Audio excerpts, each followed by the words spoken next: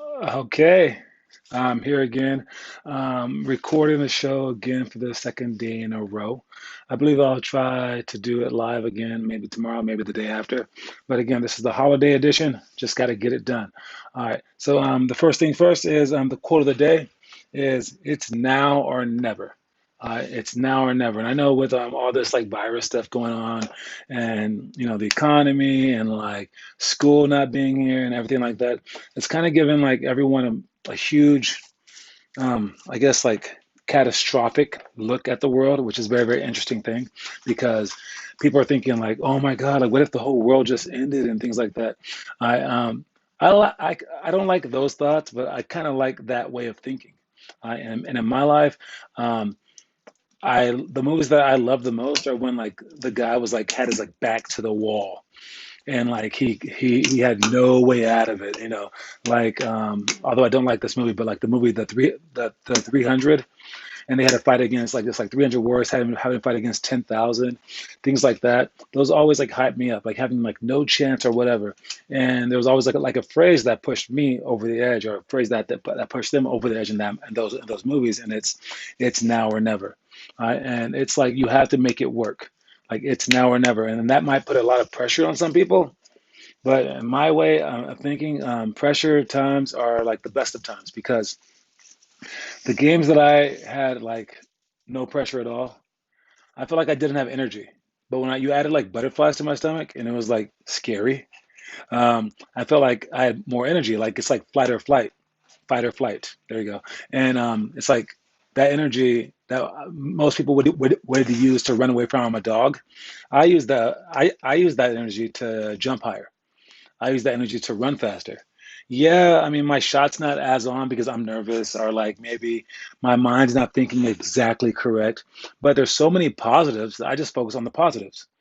And as long as you don't get stressed out by all the negatives that come with pressure, then you can handle pressure well and you can change pressure into using it in your favor. And that's what I mean, like look at like just the pressure of like anything like air.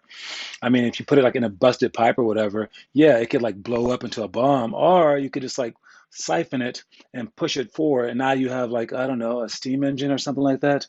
I'm not the best at this stuff. I don't know physics that well, but yeah, it's stuff like that. So it's now or never is a time when in a game when it's like, hey, we're down by 10 points. There's 3 minutes left. We got to start hitting shots. And if you want to rise to the occasion, you want to be a person to rise to the occasion, and instead of being a player that we have to put on the bench, then that means that you have to see most things in life like that because you have to have practice to do that. So you can't live your life in such a way where you're just always just laid back and chilling and be like, yeah, yeah, yeah, let me practice some free throws, whatever. Now you got to practice the free throws like, dude, this means everything, even though it doesn't, and add some pressure to your life because then when the real pressure times come, it's like I've been there before.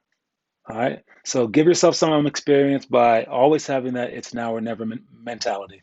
Let's go with the first one. We have elementary drill. We have shell drill, defensive free throw box out, lots of cones, on count quick dribbles, lane slides, post big, seal to score. Talk about lane slides.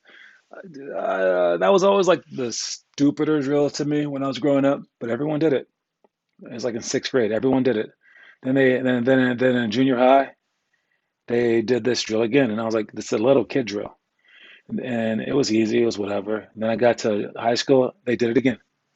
I'm like, seriously, but I was kind of like getting faster at it. And then in college, I'm thinking that little kid things are gone. Nope, they did it again. And then when I got to the pros, I'm overseas getting paid. They did it again, and I was like, well, okay, what the heck? But in college, I did notice something. Our best players, our best defenders, they could do that thing faster than you've ever seen. So I think that the benefits from it are something that I never really noticed until I was like a pro. And when you do lane slides, one, you have to reach the opposite lane as fast as you possibly can. Two, you have to stay low enough so you can like tap the line with your hand. Because if you're low on defense, you're quicker. Even though it's harder, you're just quicker. All right. And then three, what I've noticed as a coach mostly is you have to step with the correct leg. I mean, I always did that because it was just kind of like obvious to me. But I noticed a ton of kids, I mean, a ton meaning like 95% of kids, they'll step with the wrong leg first. So when they get to the opposite lane line, instead of stepping with their If they're going toward the left, instead of stepping with the left foot, they'll step with the right foot, and they'll bring their feet really close together, and then they'll shoot out. If you're playing defense, that's the reason that you're getting beat. Like, go ahead and just watch a game of yours anytime your man catches the ball and watch them drive past you. Which foot did you step with? I assure you, like I've seen y'all play. Watch the NBA when Kawhi Leonard drives around someone. Which foot did they step with? I bet you it was with the opposite foot. Because if it was with the strong side foot, they would have at least tripped him. I mean, because he's driving right by their shoulder. So if you step with the correct foot first, at the very least, you're getting a blocking call. All right. Now, you don't want a blocking call. I get that. You want to stay in front of him. You don't put your chest in front of him. But you don't want to step with the opposite leg and just pinch your feet together.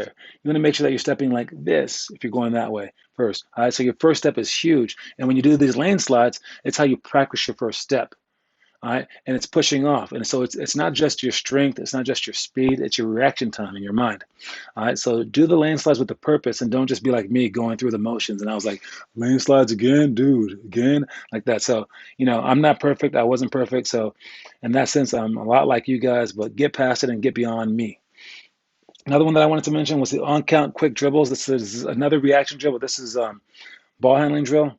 I'll have you guys go scissor dribbles or behind the back dribbles, right? And you switch between those. This is also a drill where I'll have you guys practice your, what is that word? Your discipline, right? Because the reason why a lot of our players do well is because I'm a jerk and I never break character, right? Unless you guys like know me outside. Anyone who knows me like outside, I'm like the biggest prankster in the world. I'm never serious, but during practice, I'm like the biggest jerk. All right.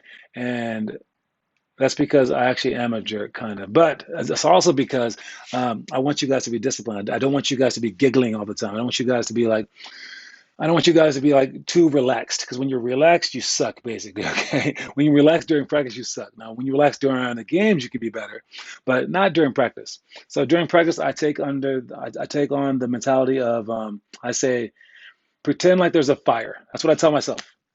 Pretend like there's a fire, and you got to get everyone out the building, and there's no time to spare. And when I see you walking, imagine if I was like trying to get everyone out the building, and you were just walking, going, and you like walked and went to the refrigerator, and like, there's a fire. I would like, what would I just be like nice to you and be like, hey, Billy, might you want to exit the premises? Maybe if you want, take your time, take your time. No, I wouldn't be a very good adult, right? A very good person in life if I did that. I would scream at you to get out, and if you were like, nah, I want to chill. I'm looking at the pending fire, like, yeah, you got to get out. I'll try to grab you, and then you'd be like, don't grab me. And I'll be like, oh my God, are you kidding me? And afterwards, I mean, I wouldn't just let you die. I would probably just push you out the window. I mean, to break all your bones, you're going out this window somewhere, right? Right. So that's how I see things, and I try to coach like that. So when I sense that what is that word now? I'm forgetting all my words, guys. It's break. Don't worry about it. When I'm sensing the enthusiasm or the level of energy going down, I bring it back up. And I don't let you guys relax. I have you guys hit it, hit it, hit it, hit it. So for the on count quick dribble thing, I want you guys perfect. And you should be in a stance like this with a triple threat, and you're ready to go. And you're just standing still, not talking to anyone, not looking anywhere else, looking right at me. And then I give you a number, and I say 4. And you quickly do 4 scissor dribbles, 1, 2, 3, 4, and then you pause like this with the ball in your hand. You don't bobble the ball away because you're perfect. You hold the ball. You don't look away. You don't go 1, 2, 3, 4, and then go, "Oh, I did it. That was pretty fast. Who won?" No, I don't care who won. You look at me, and then the next one I say 7, and then you don't do scissor dribbles the next time. You go behind your back shuffle.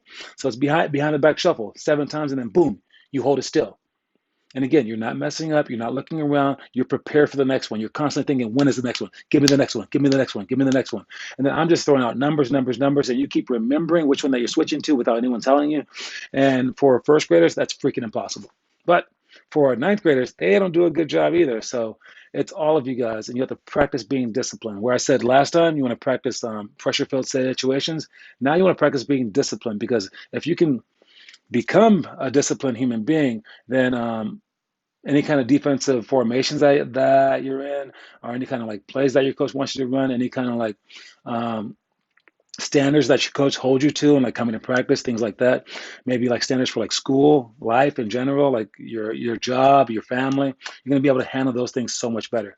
So practice these things now while the stakes are low. Because if you lose these games, it's really it's really nothing. I mean, to tell you the truth, you should pretend that it's something, but it doesn't really matter. But the stakes get higher and higher later on in life where I mean, now, like, I mean, dude, like your kids can't eat because you didn't like focus.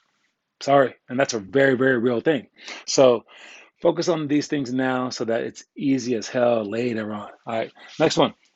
We got the middle school drills, favorite underdog 1-on-1, last second shots, weave rebounds, athletic spin to reverse, pick and roll retreat, then beat, ball drop layup. Let's talk about I want to talk about all these, man. No, four of them at least. All right, with the ball drop layup, this is you on the 3-point line, going foot fire as fast as you can, standing still, standing still, standing still, standing still, and then the person is on the block holding a ball up, and they're gonna drop it. And as soon as they drop, you explode forward. Just like the lane slides, though, you don't want to take a negative step. And most people take a step backwards before they go forward. It's just human nature. You have to practice going forward. So you're not just practicing your strength in your leg, you're practicing your strength in your mind. So it's your reaction speed going forward. All right, and if you can push forward only, catch that ball and score it. Now you've practiced a faster and faster first step. All right, and then you can also practice making a layup too, which you guys need to make layups. Next one is pick and roll, retreat, then beat. This is Kyrie Irving does this amazing. I can't think of anyone better. No, I mean seriously, like no one better than this. He comes off the screen, they double team him. This dude blitzes back to half court because I tell you guys to sprint forward if you guys are double teaming, right? And it should be really hard for the offensive player to sprint backwards with the ball in their hand while they're going sidestepping, while you're sprinting forward with no ball in your hand. So you should be able to steal it from them. But you're probably a big man. This is against a point guard. However, they steal it from us. And if you sprint fast enough, we can steal it from them. But if they have Kyrie Irving on their team, well, he's really good at this. So he can take that retreat step, which is basically it's like going from the 3-point line to half court by sliding with the ball in your hand, away from the defense, and you're pushing the ball about knee height, and you push until you get back far enough so you can like get some distance in between the two guys that are now rushing you. If you were tall, you can pass over this, so you can go retreat to pass. But if you're short, what you want to do is attack the big guy. If you attack the big guy, now you're the guy that was guarding you, the quick guy. He's going to get tripped up over the big guy. So you should be able to go around the big guy. And if you can't, then stop being point guard. You suck. Give someone else the ball. Sorry, dude. Get faster. But so retreat and beat is if you're a good point guard, you retreat, make the big guy guard you, and then explode toward his side. And then after that point, heck, you just beat two guys. It's 5 against 3. You can create for others, score yourself, do whatever you want to do. Off the backboard dunk, you know, same old normal stuff. And then next one would be last second shots. All right, practice your last second shots. I mean, countdown stuff. Dude, like I can't tell you how many times I practice Magic Johnson dribbling the ball up and down like a yo-yo. Magic down the middle, hook shot of 12, good. Like I literally said that to myself so many times. We watched the tape of Magic doing it in 1980. I want to say 5. Check my work on that. And did it against the Boston Celtics, and he had the three greatest players on their team guarding him, 3 Hall of Famers. Larry Bird was guarding him, Kevin McHale was guarding him, and Robert Parrish was guarding him. And he shot a hook shot from the free throw line when Kareem Abdul-Jabbar was wide open underneath the basket with 5 seconds left. I don't know why he shot that shot. It was a horrible shot, Magic. If you're listening to me, is Magic watching right now? How many people are watching? No, Magic's not watching right now. But still, if you see the replay of this Magic, that's a bad shot. But he made it, and I practiced it, and you guys can practice your own shots, okay?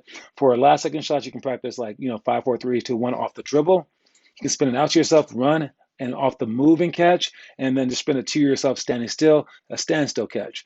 And you got someone pass to you or whatever. And practicing last second shots, not only is it very good for games, it's also stupid fun. I mean, throw fadeaways, whatever you want, just practice it. And for this, 10 minutes is what I'm asking. So have fun for 10 minutes. Last one is favorite underdog 1-on-1. One of my favorite drills because this is the drill I can talk some mad trash. All right, no matter who I am. So like basically, if you're the favorite or you're the underdog, this is a cool drill for you. The favorite gets on the line and they have to do 10 sprints. The underdog, the person who sucks, um, compared to the other two, he has to shoot shots from the elbow. And however many shots that you shoot and make while he runs his 10 sprints goes towards your score. So you can possibly make like 8 points, right? You can get ahead. Now, you're ahead because you suck, so heads up, he's coming back. But he's also tired. And you start the game right away. And the underdog starts with the ball and you go right away. So you gotta so as a favorite, you get to come back. And as a favorite, you get to be totally tired and have to play against someone who's worse than you, but they have a lead and you were just running. So I like this if I'm the underdog, I like this because it gives me a chance to be someone better than I am. And you can shut them up. All right. And you can be like, dude, I got you, dude. I don't care what if I have had a lead, you should beat me. Like that. And then as the favorite, it lets me double shut you up. You know I'm better than you, but you didn't know that I was that much better than you. Like I'm almost praying for you to get a big lead so I can come back and I can do something amazing. So either way, it's like I get to be amazing. It's my chance to be amazing. Now I'm sure you can see it both ways for the opposite way. Like, oh, I got to play against someone better than me and they're gonna kick my butt. Or, oh my God, I was better than him, but he had such a lead and that's like cheating. Sure, that's the negative way to see it. I only see things as greatness and as opportunities for greatness. And I think that's a big reason why in my life I've been great because I delude myself into seeing myself that way. Weird, huh? Anyways, so yeah, so just be great. All right, see things that way. All right, next one. Let's go with the last one for high school before I get to our story.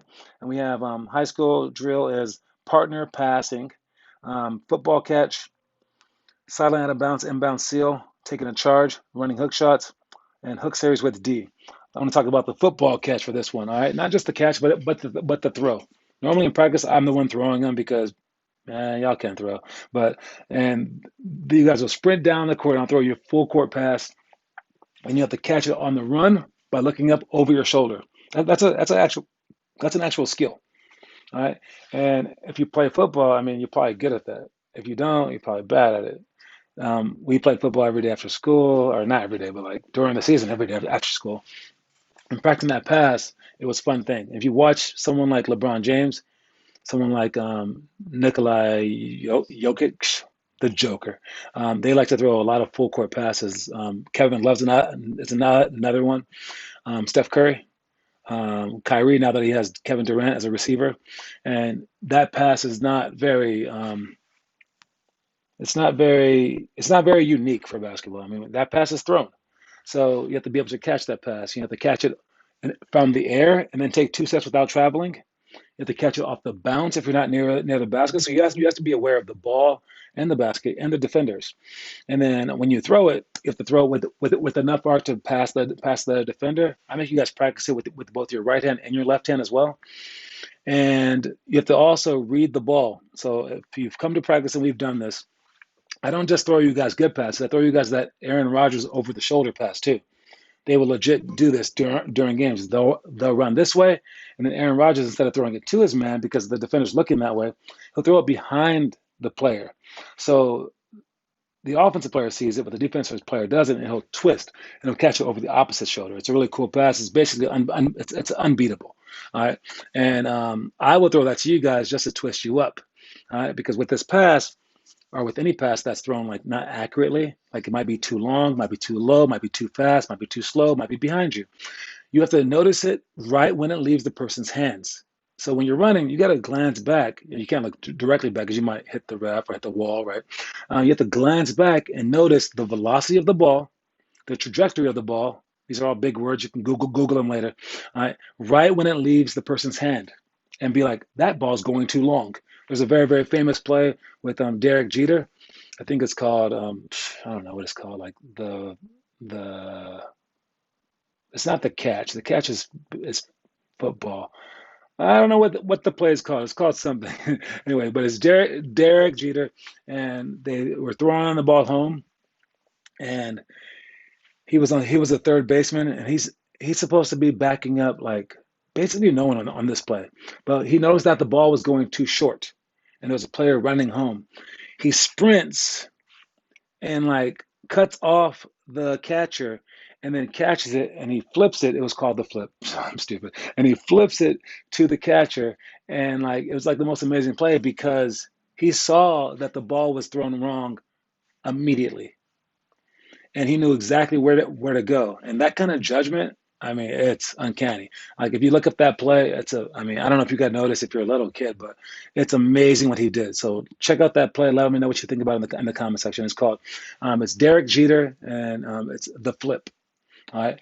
So Derek Jeter flip, it'll bring it up. Um, and let's go with the last one with partner passing.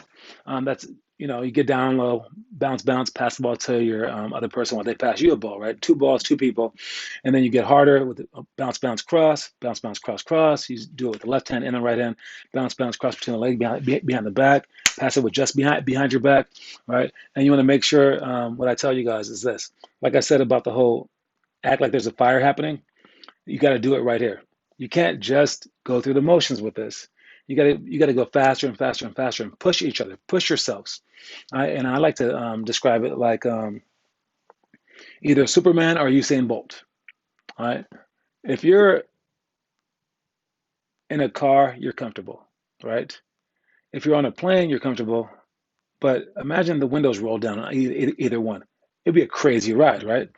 So if Superman just picks you up and starts just flying with you, you'd be like, "Oh my God!" Like you'd be screaming the whole time. You'd be nuts. If you race against your brother or sister, it's a tough race. It's whatever. But if you race against Usain Bolt, you'd be like, "Oh my God!" It'll be like an experience. You guys, when you do the partner passing, create an experience for the other person.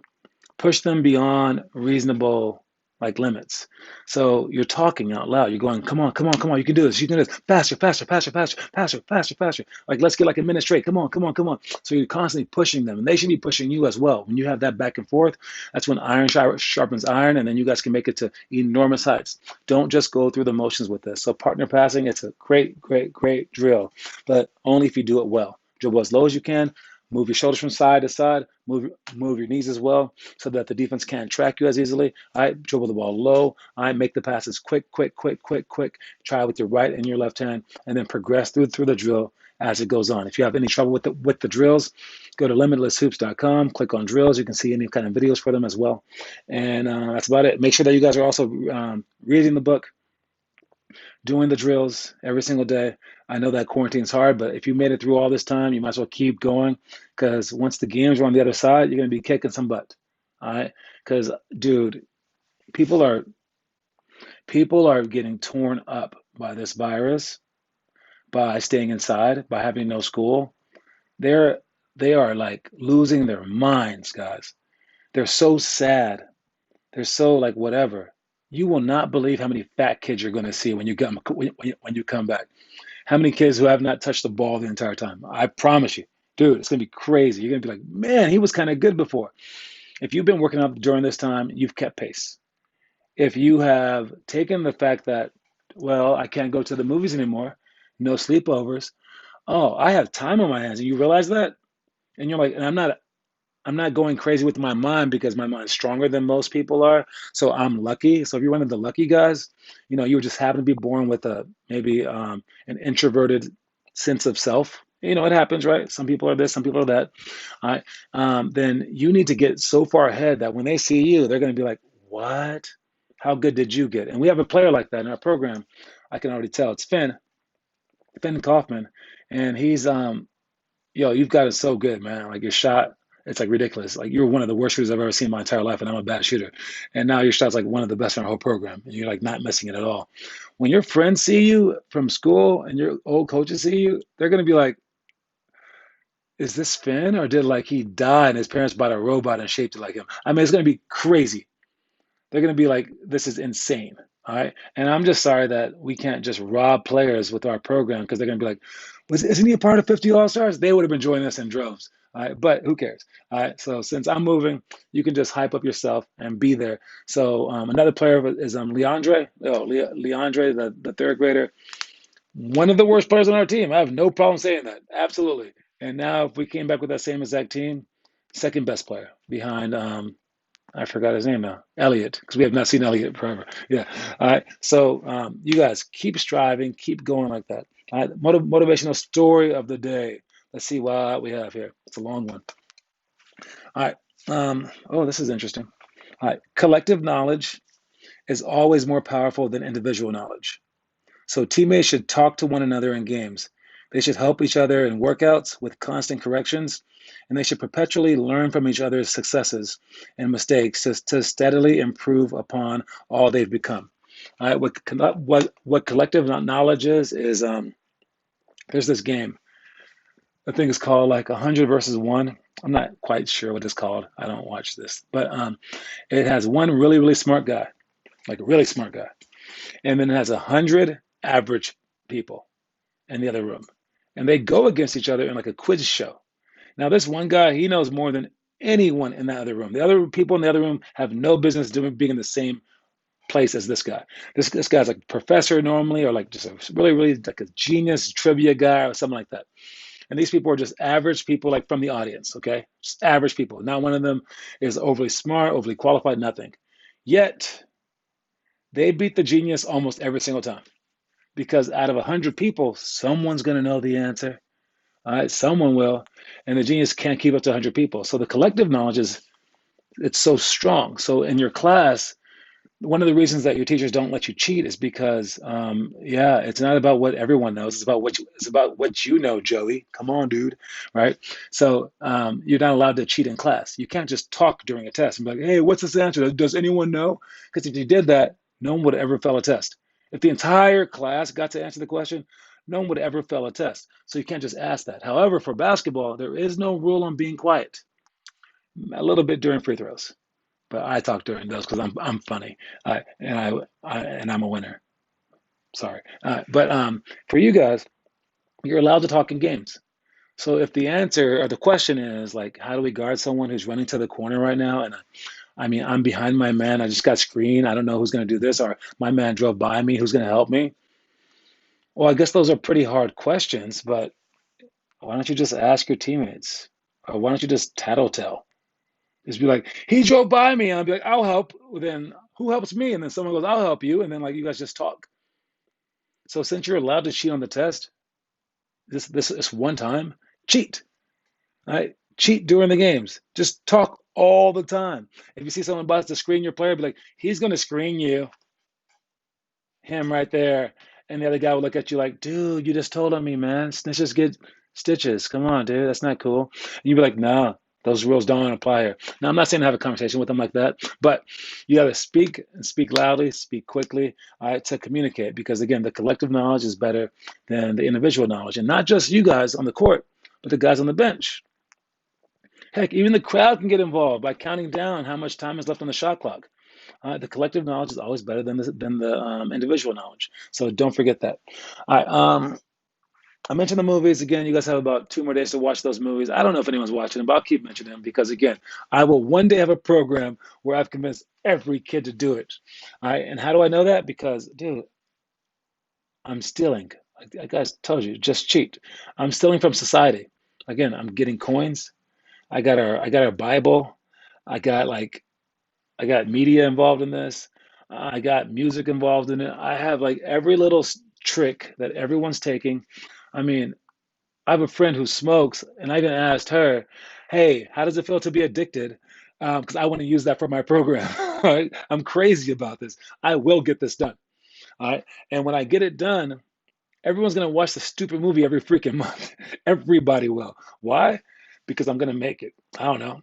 I'm gonna make it like the coolest thing in the world if you watch this movie. I'll make it like the dopest thing ever. Or if you need consequences, if you're that sore-hearted person, maybe if you don't watch the movie and give a review, maybe then you get punished with a positive thing like running.